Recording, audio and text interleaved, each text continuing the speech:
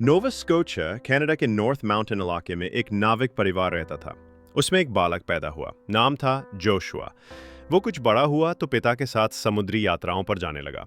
उसमें उसे बड़ा आनंद आता। समुद्री जीवन के खतरों को समझते हुए अनेक बार पिता उसे साथ ले जाने से मना कर देते, तो वो मचलने लगता, जिससे विवश होकर उसे साथ ले जाना पड़ता। एक बार नाव तूफान में फंस गई तो वे परेशान हो उठे। उन्हें अपनी चिंता नहीं थी, डर था तो इस बात का कि जोशुआ भी साथ है और पिता के संग उसे भी मरना पड़ेगा। इतने पर भी हैरान कर देने वाली बात यह थी कि जोशुआ ऐसे समय में भी भयभीत नहीं होता और पिता को ढाढ़स बंधाता रहता। आरंभ से ही वो निर्भीक प्रकृति का था। युवा होने पर वो अकेले ही समुद्री सैर पर निकलने लगा। इससे उसे काफी अनुभव प्राप्त हुआ और इस बात का भी पता चला कि ऐसे अभियानों में किन किन कठिनाइयों का सामना करना पड़ता है। अनेक वर्षों की छोटी छोटी यात्राओं के उपरांत उसके मन में आया कि क्यों न समुद्री मार्ग से संसार का चक्कर लगाया जाए। ये विचार आते ही उसने उसकी तैयारी शुरू कर दी। वो जानता था कि ऐसे कार्यों में जान जोखिम का भारी खतरा है, किंतु इतने मात्र से वो इस अभियान को त्यागना नहीं चाहता था। दृढ़ संकल्पों वाला जोशुआ ये भली भांति समझता था कि कठिनाइयों के आगे हार मान लेने से वो जीवन में कभी भी कोई उल्लेखनीय कार्य नहीं कर सकेगा। अस्तु, संपूर्ण तैयारी के पश्चात 24 अप्रैल सन 1895 को अपनी पुरानी नाव के साथ उसने यात्रा का श्री गणेश किया। एक सप्ताह बीत गया। जोशुआ समुद्री मार्ग के सबसे कठिन और भयानक समझे जाने वाले भाग से गुजर रहा था। यहाँ पग पग पर प्राण संकट का भय था, फिर भी वो मन को मजबूत कर बढ़ा चला जा रहा था। अंध महासागर के बारे में कहा जाता है कि करोड़ों वर्ग मील क्षेत्र में फैला ये महासमुद्र इतना खतरनाक है कि नाविक कब वहां की भयानक शार्क और हेल मछलियों का शिकार बन जाए, कहा नहीं जा सकता। इसके अतिरिक्त उसमें उठने वाले तूफान इतने प्रचंड होते हैं कि उनसे पार पाना लगभग असंभव है। फिर उसकी गहराई भी कोई कम नहीं। ऐसी प्रतिकूलताएं हों और व्यक्ति एकदम अकेला हो तो मन का बार बार बैठ जाना स्वाभाविक ही है। उस पर भी अंध महासागर में मंडराने वाले भूतों का डर। सब मिलकर जोशुआ के लिए गंभीर चुनौती पैदा कर रहे थे। रात में डर भगाने के लिए वो जोर जोर से गीत गाता और दिन के समय कुछ सो लेता। नींद पूरी ना होने और मेहनत अधिक पड़ने से उसे सुस्ती और थकान रहने लगी। इसी बीच भोजन में एक दिन उसने आलू बुखारा और पनीर साथ साथ खा लिया, जिससे पेट में दर्द रहने लगा। वो किसी प्रकार कम न हो रहा था। इसके कारण कई दिनों तक उसे उपवास रखना पड़ा। फिर भी दर्द ठीक न हुआ। उल्टे कमजोरी गले और आ लगी।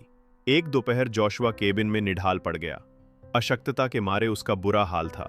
लेटे लेटे वो सोचने लगा कि अब शायद ना बच पाए। उसकी मृत्यु सुनिश्चित है। वो क्या करता? स्वयं को नियति पर छोड़ दिया। मध्य रात्रि थी। जोशुआ दर्द से व्याकुल था। ऐसे में नींद कैसे आती? वो छटपटा रहा था। तभी अकस्मात कैबिन में किसी के पदचाप सुनाई पड़े। उसने पलट कर देखा तो हैरान रह गया। उसके सामने एक सुंदर देह यष्टि वाला नौजवान खड़ा था। उसने जोशुआ पर एक स्नेहपूर्ण दृष्टि डाली, हाथ पकड़कर प्रेम पूर्वक उठाया और कहा, तुम बहुत मूर्ख हो। तुम्हें जब आहार संबंधी नियम का पता नहीं तो इतनी लंबी यात्रा पर निकलने की क्या जरूरत थी? मरना है क्या? अरे, पनीर के साथ क्या कभी आलू बुखारा खाया जाता है?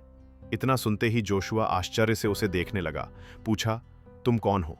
मेरी नाव में अचानक कहां से कैसे आ गए? मेरे बारे में तुम्हें यह सब कैसे मालूम? यह सुनकर वो मुस्कुरा दिया। कहा, मैं चाहे कहीं भी कभी भी पहुंच सकता हूं। मेरे लिए स्थान और काल की कोई अड़चन नहीं। मैं पलक झपकते ही तुम्हारे जैसे मुसीबत में पड़े लोगों की सहायता में पहुंच सकता हूं। इतना कहकर उसने कुछ दवाएं दी और कहा, इन्हें खा लो। कल प्रातः तक तुम स्वस्थ हो जाओगे। तब तक तुम्हारी नाव मैं चलाता रहूंगा। दवा लेते समय जोशुआ ने अनुभव किया जैसे उस व्यक्ति का हाथ बर्फ जैसा ठंडा हो। वो समझ गया कि आगंतुक कोई मनुष्य नहीं वरन एक परोपकारी प्रेतात्मा है, उसकी जीवन रक्षा हेतु आई है।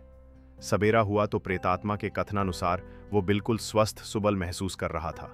ऐसा प्रतीत हो रहा था जैसे बीमार था ही नहीं। वो तुरंत उसके लिए गर्म कॉफी और नाश्ता ले आया। ये सब क्षणार्ध में कहां से आ गया, ये देख जोशुआ हैरान था। कारण कि उसके पास ना तो कॉफी थी, ना वो नाश्ता जिसे वो उसे खाने को दे रहा था। नाश्ता कर चुकने के उपरांत उस व्यक्ति ने कहा कि अभी थोड़ी देर में भयंकर तूफान आने वाला है। मैं इस तूफान से तुम्हारी रक्षा करूंगा। ये इतना दुर्धर्ष है कि ना तुम्हारी ये पुरानी नौका उसका मुकाबला करने में सक्षम है। मैं अपनी पराशक्ति के सहारे इस महाविपत्ति से तुम्हें सुरक्षित निकाल ले जाऊंगा। सावधान रहो और देखो। उसका ये अंतिम वाक्य अभी पूरा भी नहीं हुआ था कि जोशुआ ने देखा कि समुद्र की उत्ताल ऊर्मियां उद्दाम और विकराल बननी जा रही हैं।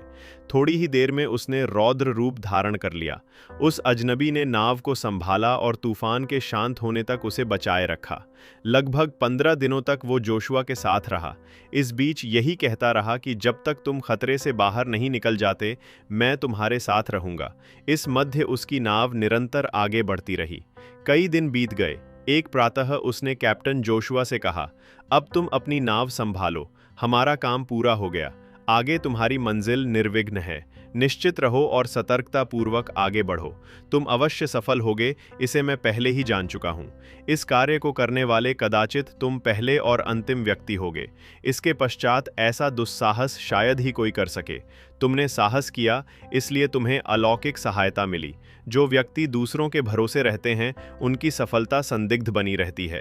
इसे हृदयंगम कर लेना और यह स्मरण रखना कि परोक्ष सत्ता की सहायता सिर्फ उन्हीं को मिलती है जो अपनी सहायता आप करने को तत्पर हों।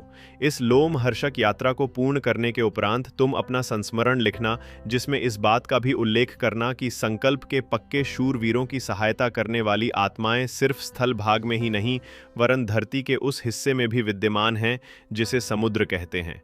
इतना कहकर उसने सागर ने छलांग लगा दी और अदृश्य हो गया। जोशुआ की यात्रा 27 जून 1898 को संपूर्ण हुई।